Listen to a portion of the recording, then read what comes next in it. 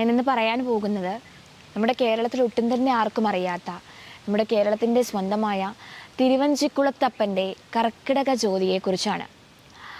ചേരമൻ പെരുമാളിൻ്റെ ഒരു പ്രതിഷ്ഠ കൊടുങ്ങല്ലൂരിലെ തിരുവഞ്ചിക്കുളം ക്ഷേത്രത്തിലുണ്ട്.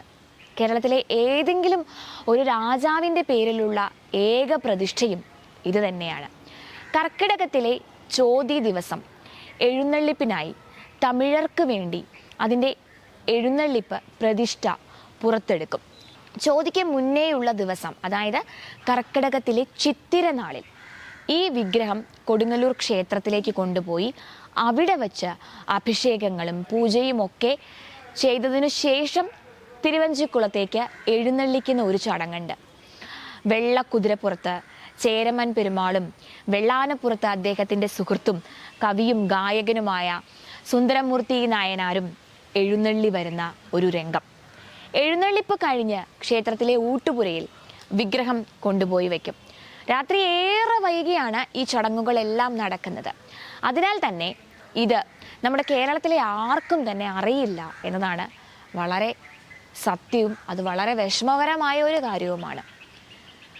തിരുവഞ്ചിക്കുളം ശിവക്ഷേത്രം ക്ഷേത്രങ്ങളുടെ നാടായ തൃശ്ശൂരിൻ്റെ മറ്റൊരു തിലകക്കുറിയാണ്. അതിൻ്റെ പ്രത്യേകതകൾ ധാരാളമുള്ള ഈ ശിവക്ഷേത്രം എന്ന് പറയുന്നത് ചേര രാജാക്കന്മാരുടെ കുടുംബക്ഷേത്രം എന്ന നിലയിൽ ചരിത്രത്തോടുകൂടി വളരെ ചേർന്ന് കിടക്കുന്ന ഒന്നാണ് തിരുവഞ്ചിക്കുളം ശിവക്ഷേത്രം. പുണ്യപുരാതനവും ചരിത്രപ്രസിദ്ധവുമായ തിരുവഞ്ചിക്കുളം മഹാക്ഷേത്രത്തിലെ കർക്കിടക ചോതി വിശേഷം എന്ന് പറയുന്നത് വളരെ പ്രാധാന്യമുള്ളതാണ്. ഞാൻ നേരത്തെ പറഞ്ഞ പോലെ തന്നെ അധികം മലയാളികൾക്കും അറിയാത്ത ഒരു ഉത്സവമാണിത്. നമ്മുടെ കേരളത്തിൽ തന്നെ ശൈവ ആരാധനയുടെ കേന്ദ്രമാണ് തിരുവഞ്ചിക്കുളം എന്ന് പറയുന്നത്.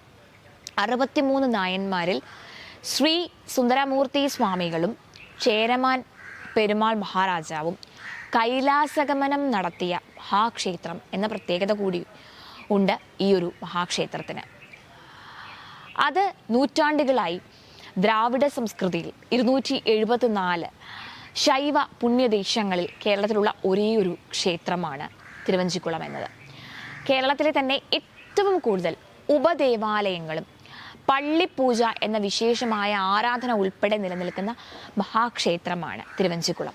പരശുരാമൻ മാതൃഹതൃദോഷം തീർക്കുന്നതിന് വേണ്ടിയിട്ട് പ്രതിഷ്ഠ കഴിച്ചു എന്ന ഒരു ഐതിഹ്യം ഈ ക്ഷേത്രത്തിനുണ്ട്.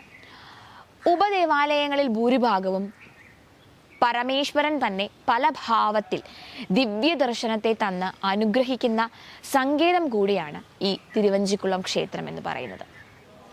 ചിദംബരനാഥനായ ഭഗവാന്റെ ശ്രീ പരമേശ്വരനും ദിവ്യ ദർശനത്തെ തന്ന് അനുഗ്രഹിക്കുന്നു എന്നുള്ളതും ഈ ക്ഷേത്രത്തിലെ മാത്രം ഒരു പ്രത്യേകതയാണ്. കേരളത്തിൽ അറിയപ്പെടാതെ പോയ ഏറ്റവും വലിയ ഉത്സവങ്ങളിൽ ഒന്നാണ് ഈ ആടി സ്വാതി എന്നത്. ലോകത്തുള്ളതായ എല്ലാ ശിവഭക്തരും ഈ ഒരു ദിവസം ഗുരുപൂജയ്ക്കായി ആചരിക്കുമ്പോൾ മലയാള സംസ്കാരം ലോകത്തിനു മുന്നിൽ അവതരിപ്പിക്കുന്ന സത്സംഗത്തിൻ്റെയും സൗഹൃദത്തിൻ്റെയും ഉത്തമ ദൃഷ്ടാന്തം കൂടിയാണ് ഈ മഹാസംഗമം. പരമേശ്വരൻ്റെ ദിവ്യദർശനം നഗ്നനേത്രങ്ങൾ കൊണ്ട് സിദ്ധിച്ച ഗുരുക്കന്മാരും ഈ ക്ഷേത്രത്തിൽ പ്രതിഷ്ഠാതരാണ് എന്നുള്ളതും ഈ ക്ഷേത്രത്തിൻ്റെ ഒരു പ്രത്യേകത തന്നെയാണ്. ഭഗവാനും ഭക്തനും ഒന്നായി തീരുന്ന മഹാസങ്കല്പത്തിൻ്റെ ഉത്തമ ദൃഷ്ടാന്തം കൂടിയാണ് ഇവിടം. നാരായണൻ പ്രഹ്ലാദൻ എന്ന പോലെ, അഞ്ജന ശ്രീരാമൻ എന്ന പോലെ, നന്ദികേശന് പരമേശ്വരൻ എന്ന പോലെ ചേരമാനും സുന്ദരനും ശ്രീ പരമേശ്വര സന്നിധിയിൽ തങ്ങളുടെ സ്വാമിയെ ഉപാസിക്കുന്ന സങ്കല്പവും നമുക്ക് ഇവിടെ കാണാവുന്നതാണ്. തിരുവഞ്ചിക്കുളം ശിവക്ഷേത്രത്തെ സംബന്ധിച്ച് ധാരാളം വിശ്വാസങ്ങളും ആചാരങ്ങളും ഒക്കെ ഉള്ള ഒരു ക്ഷേത്രമാണ്. സുന്ദരമൂർത്തി നായനാർ എന്ന പുരാണ കാലത്തെ കവി ഒരിക്കൽ ഇവിടെ ക്ഷേത്ര സന്നിധിയിൽ വച്ച ശിവന്റെ കീർത്തനങ്ങൾ പാടുകയുണ്ടായി. അതിൽ ആകൃഷ്ടനായ ശിവൻ ക്ഷേത്രത്തിൽ നൃത്തം ചെയ്തു എന്നും ശിവന്റെ ചിലമ്പൊലി ഈ ക്ഷേത്രത്തിൽ അലയടിച്ചു എന്നാണ് കഥ. മാത്രമല്ല, മഹാശിവരാത്രി ദിവസം പാർവതിയോടൊപ്പമാണ് ശിവൻ ഇവിടെ എഴുന്നള്ളിക്കുന്നത് എന്നും പറയപ്പെടുന്നുണ്ട്. തമിഴ്നാട്ടിലെ ചിദംബര ക്ഷേത്രവും തിരുവഞ്ചിക്കുളം ക്ഷേത്രവും തമ്മിൽ ഒരു ബന്ധവുമുണ്ട്. ഈ ക്ഷേത്രം പുതുക്കിപ്പണിത് പുനഃപ്രതിഷ്ഠ നടത്തിയപ്പോൾ ചിദംബരത്ത് നിന്നാണ് ഇവിടേക്ക് വിഗ്രഹം കൊണ്ടുവന്നത് എന്നതും പറയേണ്ടത് തന്നെയാണ്. പല പുരാതന ഗ്രന്ഥങ്ങളിലും അഞ്ചൈക്കുളം എന്നാണ് തിരുവഞ്ചിക്കുളത്തിനെ പരാമർശിച്ചിരിക്കുന്നത്.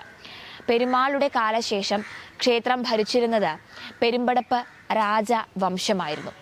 ആ സമയങ്ങളിലുണ്ടായ സാമൂതിരിയുടെ ആക്രമണം മൂലം അവർ തലസ്ഥാനം വഞ്ചിയൂരിലേക്ക് മാറ്റുകയും അങ്ങനെ കൊച്ചി രാജാവിൻ്റെ പ്രധാന ക്ഷേത്രമായി തിരുവഞ്ചിക്കുളം മാറുകയും ചെയ്തു എന്നാണ് പറയുന്നത്.